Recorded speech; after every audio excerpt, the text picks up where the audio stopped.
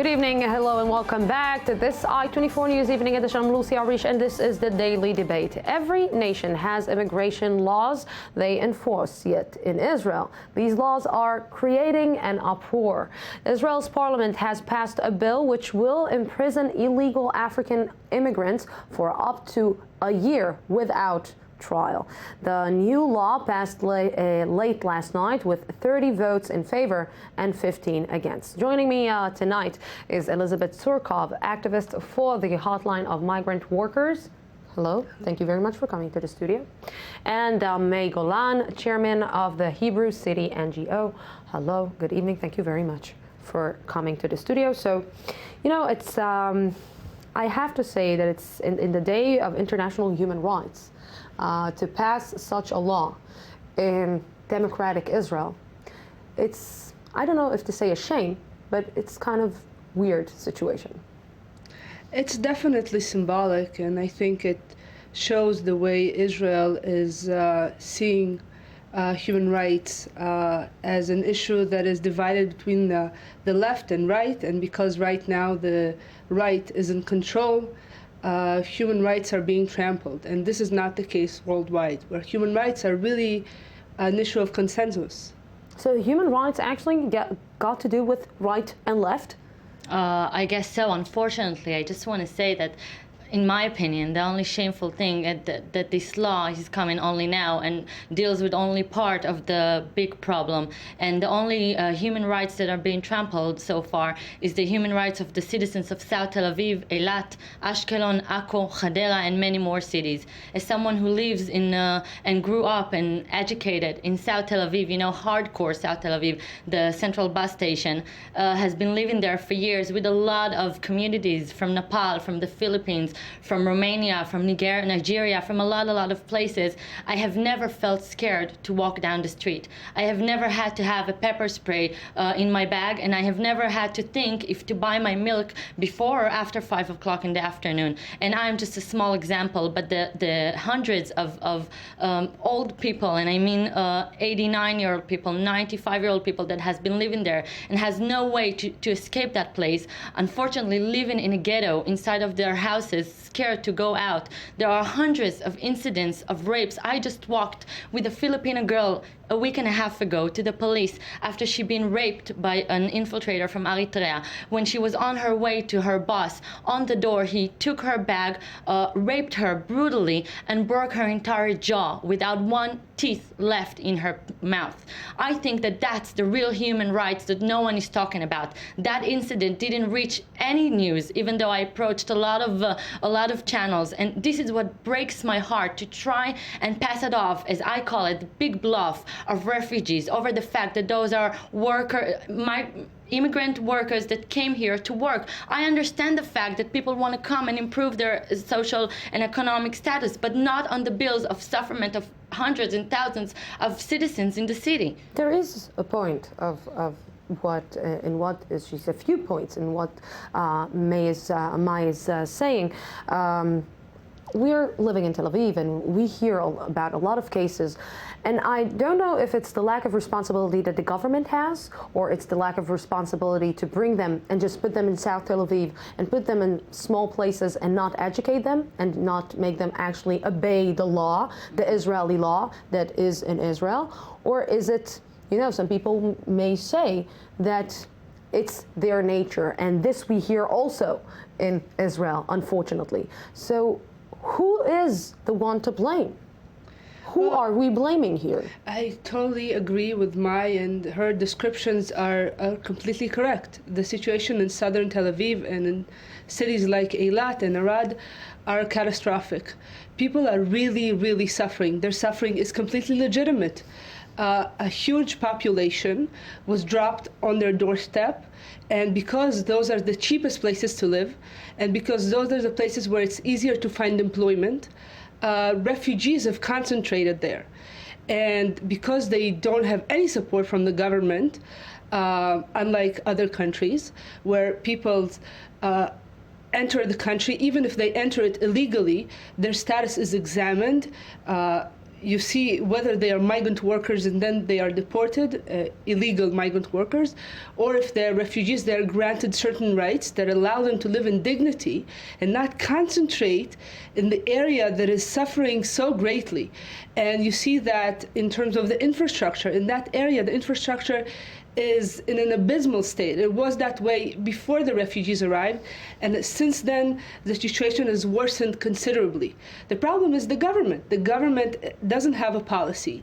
The only policy it has is either to let refugees into the streets and do nothing with them and not examine their individual claims, or lock them up. And none of them are a solution to the problem of the residents of southern Tel Aviv. I have to comment about what she's saying. There's no doubt that Central and South Tel Aviv in general was a place that didn't have, a luxury life. But from that to the place that it got today, there is a huge gap. There's no way comparing the fact of what you used to have, which was a simple life, true, not the best quality of streets, not clean, not luxurious, as I said. But from here, to feel the danger, to feel scared, to feel anger towards, and I do agree with her that the government should have taken responsibility, but you can't take responsibility. And you talked about culture, Lucy, and I must tell you that I've been examining Eritrea, for instance, for her culture, and a place that raping a woman by law is okay, by law, raping a woman by a cop, by a friend, by a husband, this is the culture that they come here from, and you can't expect them to be upset with them that they're raping women here. And I should too agree that who's ever a refugee should get a place here, but you should examine it. And now, after 6 years that they've been here, there's no way that one of them wouldn't say that he escaped some sort of a thing because they want to work here. A monthly, the minimum wage here for a month is a 2-year in Eritrea. So I just really think you should put the truth on the table and show that it's an economic-based only thing and not more. So it's an economic-based only thing, and of course we understand that they're coming from Eritrea. They're coming from these very horrible places to find better lives in Israel. But let's face it, and let's say the truth as it is. Israel has the right to stop the immigration. Israel has the right to say, I don't have enough space. I'm just throwing it in the air. I don't have enough space. I have my own issues, my own internal issues. I can't deal right now with more immigration coming in, with people who are coming from a different culture who I need to re-educate all over again. Israel definitely has the right to control who enters the country. Israel erected a fence. No one is coming in. In the past year, only 40 refugees entered Israel. All of them were immediately locked up in a detention facility that is unlike any other in the Western world, where people are locked. It's not true.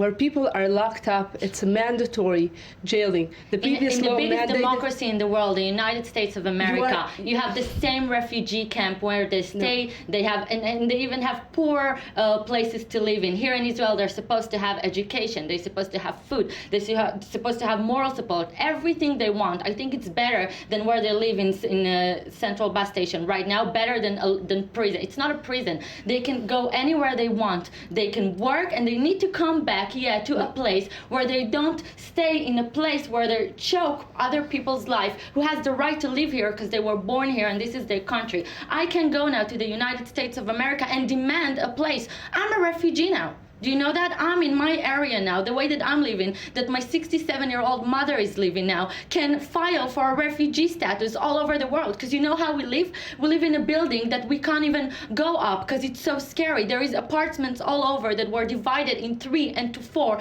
and they have tens and hundreds of infiltrators there doing whatever they want, yelling, breaking bottles of beer at each other, smoking, and you can't even open the door to say something because it's a real I'm danger. asking, where is the country? Where is the government? You're where absolutely is the right. police forces? Where is... First of all, the police forces, I must say, have brought more forces lately because the situation really became unbearable and very dangerous. But I think that bringing now police is like putting some sort of a Band-Aid on a knee that needs surgery. It's just a temporary time to make us quiet. The biggest scandal of Israel is to remember now, after 6 years of sufferment, and the citizens have been yelling and shouting shouting for someone to hear them, and they've just been ignoring us.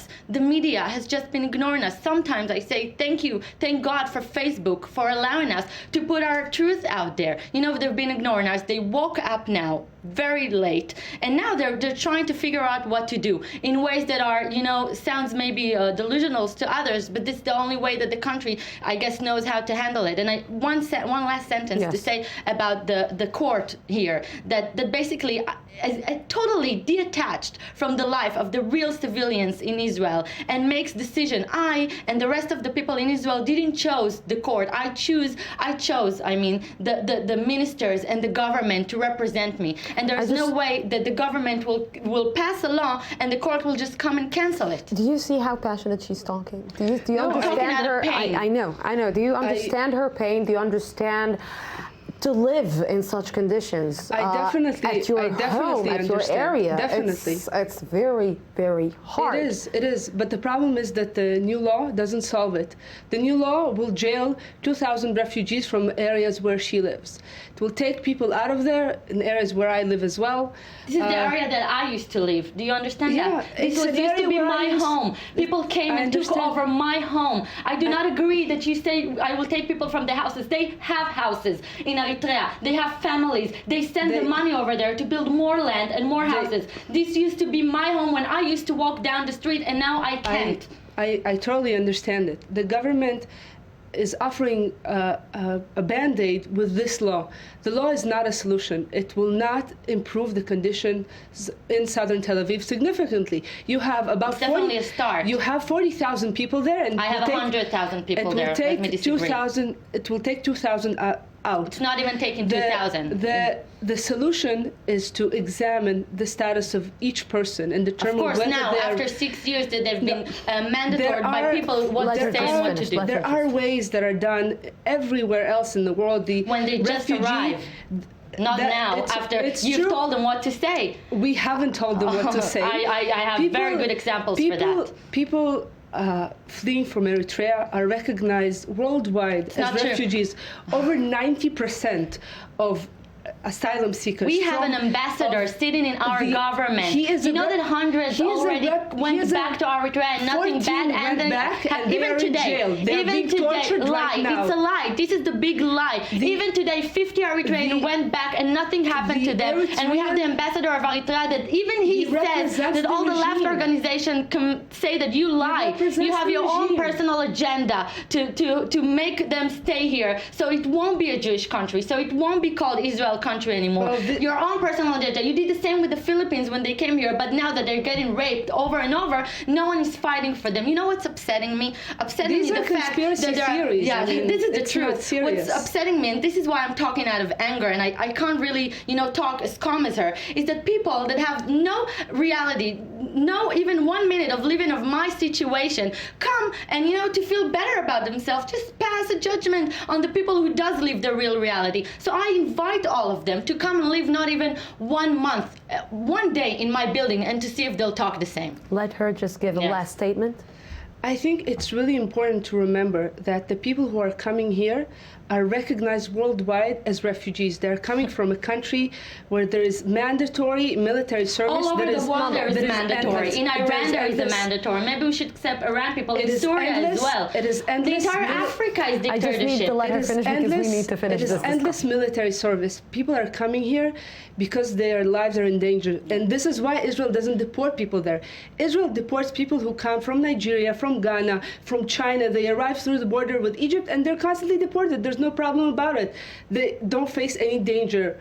Those people who are here disagrees with you. He represents the regime. No, this is their country. The ambassador. Why are the Philippines not claiming they're refugees? They also have a dictatorship. Why aren't they saying we're refugees? There's no dictatorship in the Philippines. I have news There's no for mandatory military service there. There's no torture. Excuse me, there's also mandatory service in the army here. Ladies, first of all, thank you very much for this. We will continue the discussion outside, and we're going out for a small break, 10 minutes break, and then we will be back for the I-24 News one-on-one conversation with Professor Ellen Dershowitz. Don't go anywhere.